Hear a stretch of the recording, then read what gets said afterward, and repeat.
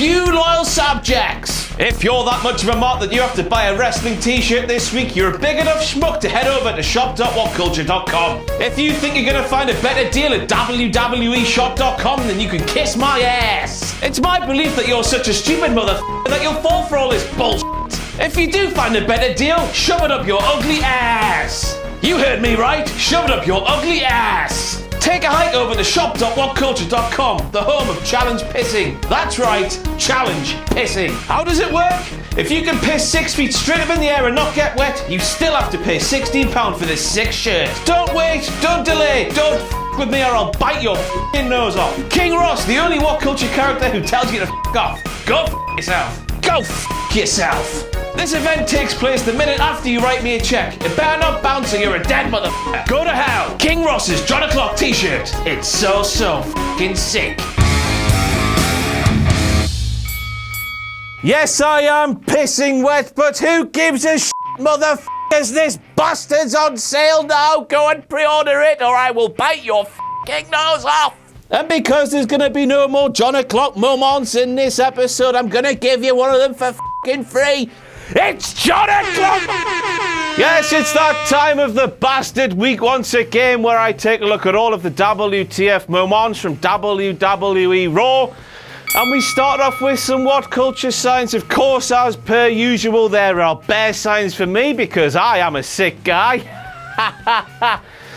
But for the first time in, I think, WTF moment video history, there are signs for Sam the Shredder driver and fucking hell, I can't believe I'm saying this, Jack the pissing jobber. I mean, I get it with Sam, he's a very talented editor, he brings a lot to the table at WhatCulture, but Jack, what the f*** does he offer? If he's getting a sign, that only means one thing, motherfuckers, run for your f***ing lives. The end is nigh, the end is nigh, run away, the end is nigh. Then we have that moment where Michael Cole claimed that Dana Brooke inadvertently ran into Charlotte on last week's WWE RAW. While footage of the incident was playing, that clearly showed Charlotte was pushed by Bayley into Dana, who was on the ring apron. It wasn't Dana's fault. She's the new Gene Snitsky. She's probably going to kick a baby on next week's show. But Michael lied. Now, I know WWE are famous for rewriting their history, but this was a bloody obsolete episode of Monday Night Raw. And it involved Dana Brooke too. Who gives a shit what she did, for f***'s sake? For the first time in my f***ing life, I am one confused motherfucker, because while I was watching Backlash on Sunday, I saw an advert for WWE RAW that showed Charlotte will be defending her WWE Women's Championship against Sasha Banks at Night of Champions. Not Night of the Champions, as Mick Foley correctly calls it WWE. Why the f*** did you take the out of the title, for Christ's sake? But then we get onto Raw and we're holding a triple threat match where the winner goes on to face Charlotte at Night of Champions. Sasha was involved in that match. Sasha was on that advert that aired 24 hours before. Who the f*** else is going to win that match? Obsolete match. Obsolete. Well, spank me sideways and call me Betty. That pop Dana Brooke got when she slapped the piss out of Charlotte's mouth. And I thought she'd be greeted by crickets because everyone hates her because she's a bit shit. She's pointless, isn't she? She's just a commodity we don't need. And just as a side note there, Chris off the camera has gleefully informed me that late 90s pop sensations Aqua will be reuniting because it's the 20th anniversary of their mega hit I Am a Barbie Girl in a Barbie World, Life in Plastic. It's fantastic. Dana Brooke.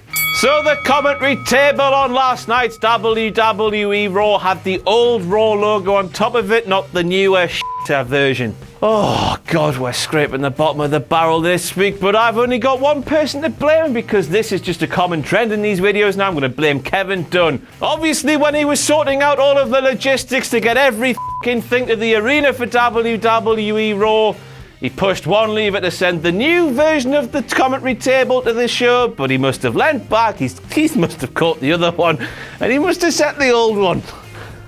Now these Kevin Dunn jokes are getting a bit long in the tooth, aren't they? Long in the tooth! Once again, Kevin, plastic crown, fake cape. Well, you know, we're all f***ing friends here. Well, I enjoy your work. You've done You've done really well to somehow earn more than Vince McMahon last year. More power to you. Arsehole. Charlotte mentioned Team PCB on last night's WWE RAW. Team PCB, which of course consisted of Charlotte, Becky Lynch, and Nevermind. Don't know who the other one was. Don't know who the it was. Who was it? I don't know. Corey Graves asked Charlotte who she wants to win in that triple threat match for the #1 contendership for her women's championship. Michael Cole butts in, splurs some shit, asks exactly the same question a few minutes later. I don't do these videos pisses a fart. I'm not Bo Dallas. Ooh, we're all fucking friends here, man. Come on. It's the circle. The circle of life. I believe. Now, this normally isn't a WTF moment, but whenever Dana Brooke's taking the move, it fucking well is. Why the f does Dana have to hold onto the ropes like she's about to fall off the bastard end of a cliff? When she's taking those double knees from Sasha in the corner, when you see Charlotte do it, she just lies there. It looks natural, but Dana's clinging on for dear life like she's Indiana Jones. She's isn't she? How about that moment when Michael Cole called that Tower of Doom from the women's triple threat a superplex? F me, how bad is that? But I suppose there is a glimmer of hope to take from this WTF moment, because at least Michael didn't call it a f***ing Michinoku drive like he does with every other bastard move. All four shoulders are on that mat, yet Sasha was still given the victory. WTF, a botch in a Sasha and Bayley match. Who would have thought it, eh? Tomspiracy! And f***ing hell, what a huge Tomspiracy that is! That moment where my bear, my spirit animal, my favourite f***ing wrestler who isn't Martin Kirby, Mr. Kevin Owens, said that Roman Reigns doesn't belong in the same ring as him. And I thought that heels were supposed to be delusional and lie through their teeth to all of us. Kevin there, he was just telling the truth. He's as big as babyface as they come. Roman Reigns, I actually think you're quite a good wrestler, but you're nowhere near Kevin's level. F*** you! And dry your f***ing hair for once. So Bo Dallas appeared on Raw for the second week in a row. WTF, he wasn't pissed as a fart. WTF, that video from the airport was just a little bit funny, wasn't it? Bo's such a lovable drunk, isn't he? Cooperated so well with that copper, didn't he? But anyway, Bo had a squash match for the second week in a row, and for the second week in a row, he defeated a jobber. Now, Bo, before this little run, was a jobber. It was a jobber versus a jobber. Jobberception. Does that mean we're out of jobberception? Does that mean Bo's now be above a jobber? If that is the case, I think you all know what's gonna happen, motherfuckers. Get your asses to the border. The end is nigh. The end is nigh. Run away. The end is nigh. Now, for one of the few times in these WTF moment videos, I looked at my Twitter mentions for a bit of inspiration. And would you know it, my lovely strong tripod has its own Twitter account. It tweeted me a WTF moment, so I of course have got to use it, because I care about that lovely tripod. Apparently the Shining Stars were name-dropping Puerto Rican celebs and mentioned Sofia Vergara. And apparently she's Colombian. That moment where Sami Zayn said to Chris Jericho, "You're a taker." What the f*** is going on here? Ah! That moment where Sami Zayn told Chris Jericho, the best friend of my bear, my spirit animal, my favourite wrestler who isn't Martin Kirby, Mr. Kevin Owens, that Kevin Owens only cares about one person in this world, and that person is himself. Despite KO's gimmick, if you can even call it that, the only shred of a gimmick that he has is that he cares about his family more than anything else in the world. He fights for prizes that puts food on his family's table.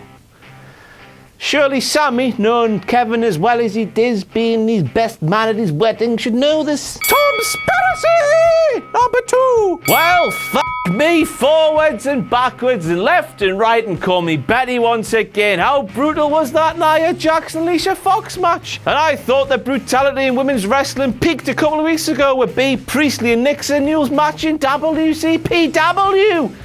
You can take that Lucha Underground match and shove it up your arse for all I care.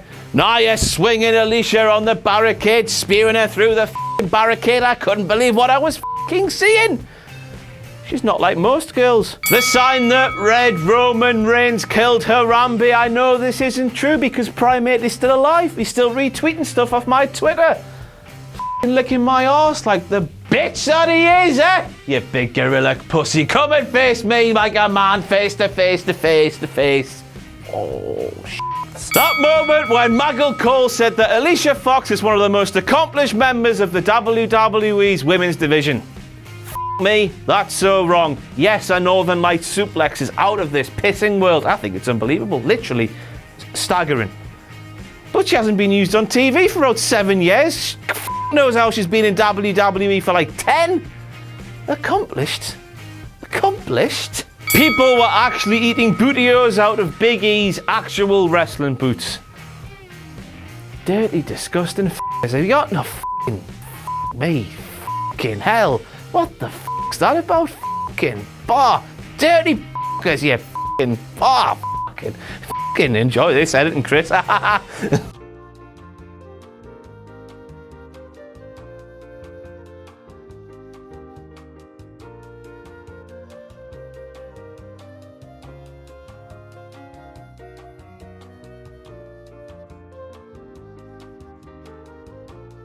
So that old day segment involving Mr. Gallows and Mr. Anderson on last week's WWE RAW only lasted for 5 minutes and 37 seconds.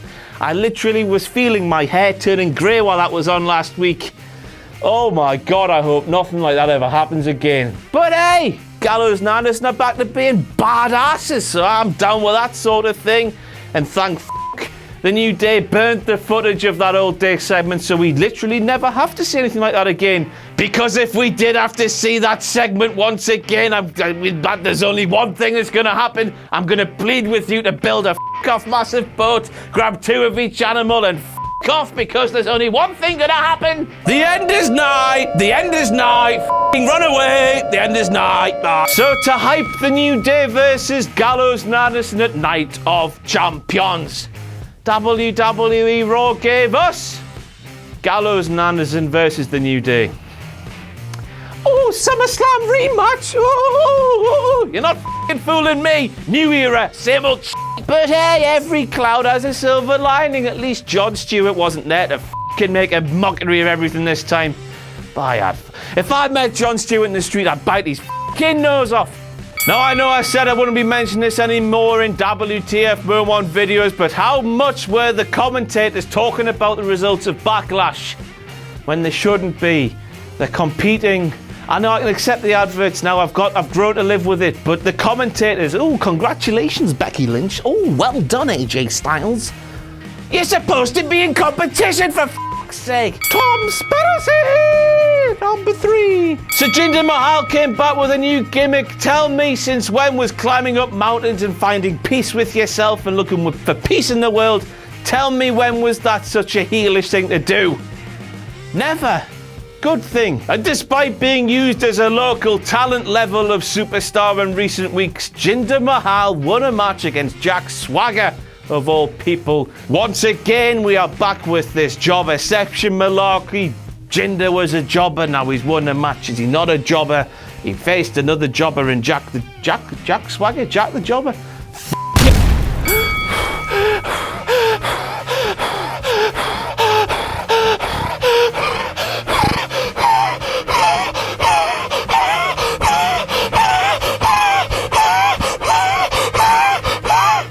Greatest f***ing promo of all time, that was Jack Swagger. What the f*** was that? Roman sleeping, clap, clap, clap, clap, clap. Roman sleeping. You know, when he slept at the Royal Rumble in the cloud.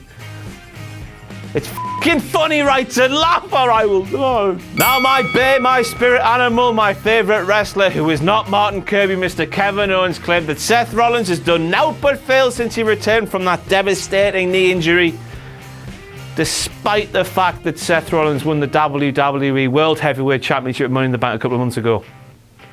That's success. He might have lost it a couple of minutes later, but he won the championship fair and square. He pinned Roman's shoulders to the mat. And that's success in my book. Kevin, it pains me to say it, Bonnie lad, but you were wrong. You f***ed up. Michael Cole claims that on Kevin Owens' first night in WWE, he beat John Cena. Get out of my face! Yes, I'm Alicia Fox. Now, Kevin Owens did not beat John Cena. He simply turned up and confronted him. He beat John Cena at his first match at Elimination Chamber a couple of weeks later, so... Now tell me, if you were Seth Rollins, why the would you have interfered in that main event? Mick Foley told you there would be repercussions if you did. You must have known that if you did, he would have restarted the match anyway, making what you did absolutely pointless. And I thought baby faces were meant to be the stupid ones, Sethy poo, not heels, although at the current moment in time, who knows whether Seth's a heel or a face? That's a bit of a WTF moment in itself. He's confused. Which team does he bat for? Well, we know what team he bats for, you know. We've seen those messages, haven't we? We're all friends here, just a joke. Fucking Rusev turned up, but he's supposed to be on a 23-day honeymoon. When I saw that tweet, I thought that was fucking weird. And now we know why he did it. He fucking fooled us all. I can't bloody believe it. He came back. I love Rusev. Kenny loves Rusev. WTF moment. That's it for all the WTF moments from WWE RAW. I'll see you tomorrow for some smack diddly down. Buy this f***ing t-shirt or I will hunt you down and bite your pissing nose off. Bye.